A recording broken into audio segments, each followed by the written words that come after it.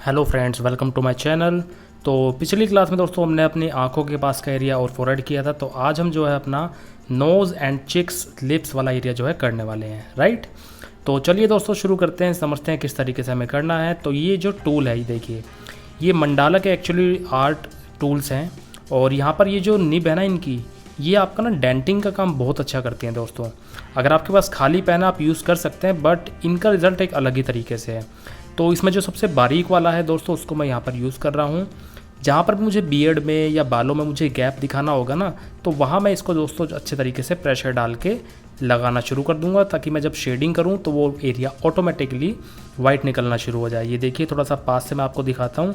I hope दोस्तों आपको ये जो डेंट मैं डाल रहा हूँ वो नज़र आ रहे होंगे, राइट।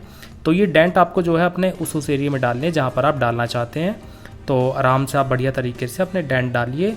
और देखिए, शेडिंग करने का ना डायरेक्टली एक फ़ायदा भी होता है कि आप जब डायरेक्ट शेडिंग करते हैं, तो आपने कभी बचपन में अगर किया हो कि जैसे कि हम कॉइन को पेपर के पीछे रख के शेड करते थे, तो वो उभर करके बाहर आ जाता था, राइट। डायरेक्टली शेडिंग का ना ये बहुत अच्छा फ़ायदा होता है। अगर आप अपनी शीट पे कुछ भी डेंट डालते हैं या कोई टेक्सचर डालते हैं या कुछ भी अपने शीट के साथ छेड़खानी करते हैं और फिर उसके ऊपर शेडिंग करना डायरेक्टली शुरू करते हैं ना, तो वो चीज़ ज़्यादा उभर के बाहर आती है कंपेरिजन अगर मैं करूँ पाउडर फॉर्म के साथ। अगर सपोज़ मैं इसको भी पाउडर से ब्लेंड कर दूं या फिर ईयरबड से या कॉटन से ब्लेंड कर दूं, तो ये रिज़ल्ट उतना अच्छा नहीं दे पाएगा।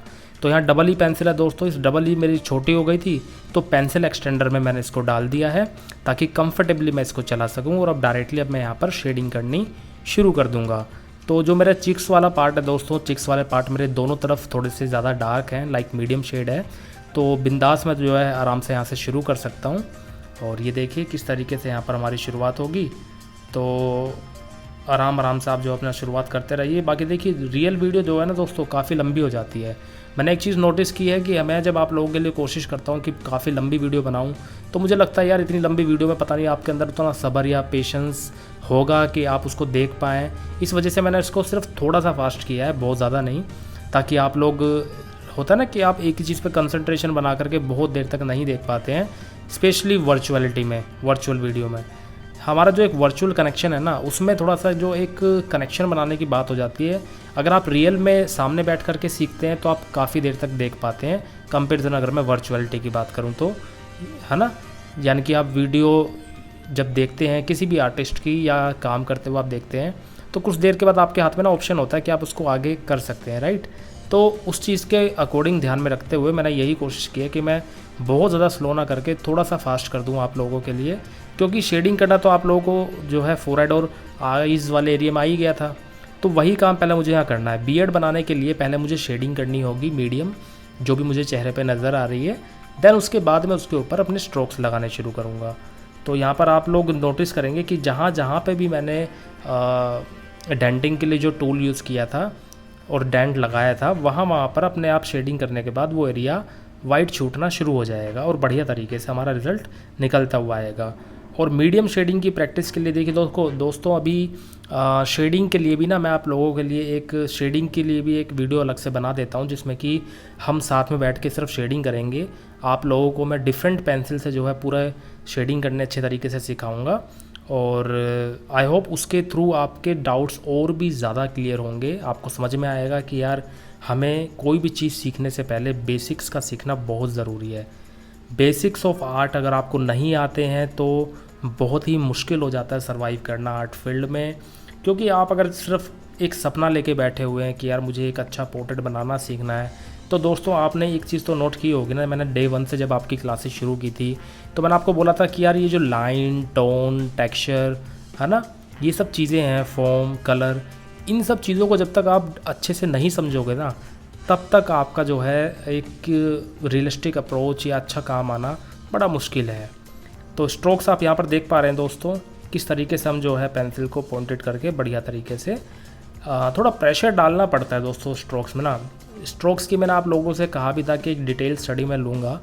बाकी इस पोर्ट्रेट के थ्रू आप लोग अच्छे से एक बार नोटिस करते रहिए। जितना आप ऑब्ज़र्व करेंगे उतना ज़्यादा आप सीखेंगे भी, क्योंकि जब आप ऑब्ज़र्व अच्छे से कर लेते हैं ना, और जब रियलिटी पे बात आती है, यानी कि एक तो आपने देखा अच्छे से, फिर ऊपर से जब मैंने उसकी अलग से क्लास ली ब्रीफिंग के साथ, तो आप लोग ना डायरेक्ट कनेक्ट कर पाओगे कि हाँ यार ये तो वही चीज़ है जो हमने नोटिस की थी।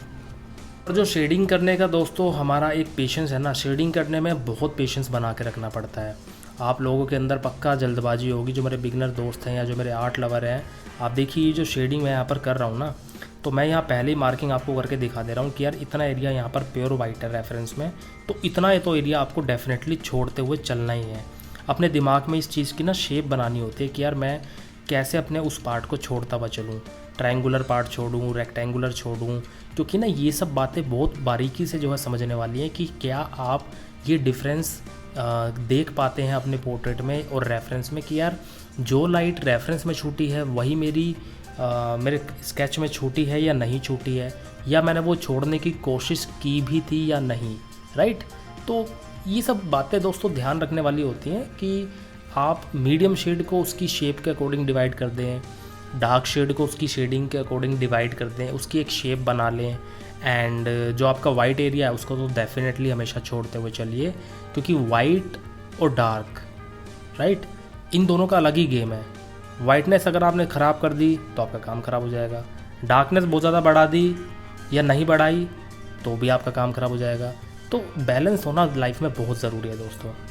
अब ये देखिए इसी बात पे जो है मैं नोज़ के आसपास की शेडिंग बढ़िया तरीके से करता हुआ चलूँगा, और आप लोगों को आई होप अच्छे तरीके से समझ में आ रहा होगा सीरीज़ के थ्रू कि यार एक आर्ट बिगनर के लिए, एक आर्ट स्टूडेंट के लिए, या कोई बच्चा अगर BFA करता है, बैचलर ऑफ फाइन आर्ट्स, उसके लिए क्या क्या चीज़ें ज़रूरी होती हैं।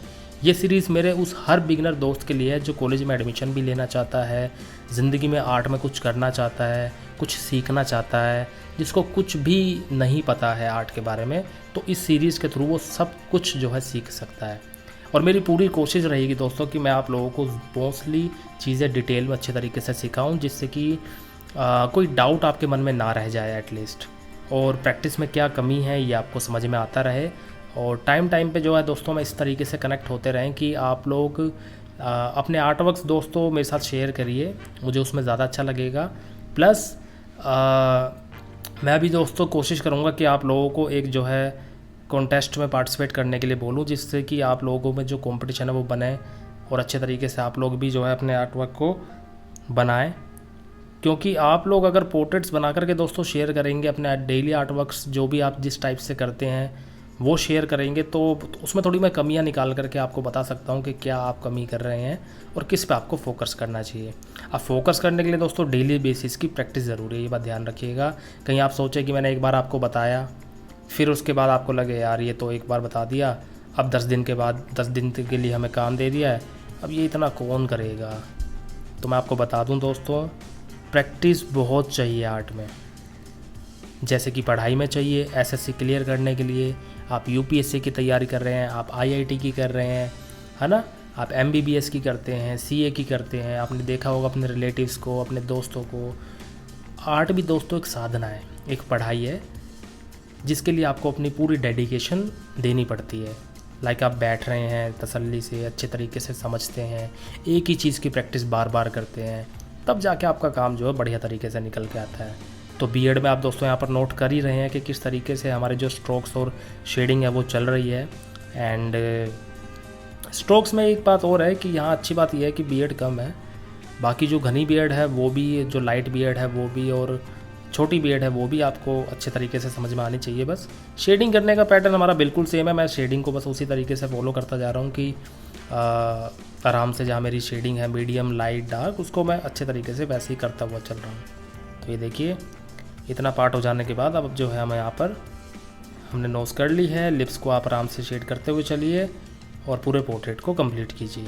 ये देखिए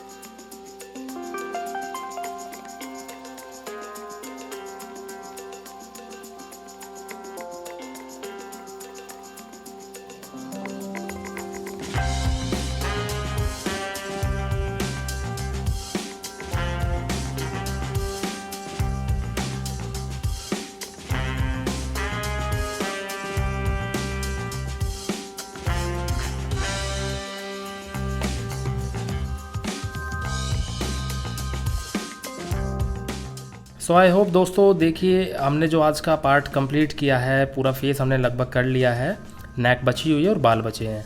तो ये हम अगली वीडियो में दोस्तों जो है कंप्लीट कर लेंगे। वीडियो दोस्तों अगर अच्छी लगी हो तो वीडियो अपने आर्ट लवर्स के साथ, दोस्तों के साथ शेयर ज़रूर कीजिए और चैनल को लाइक, शेयर और सब्सक्राइब करना बिल्कुल ना भूलें। Thank you so much.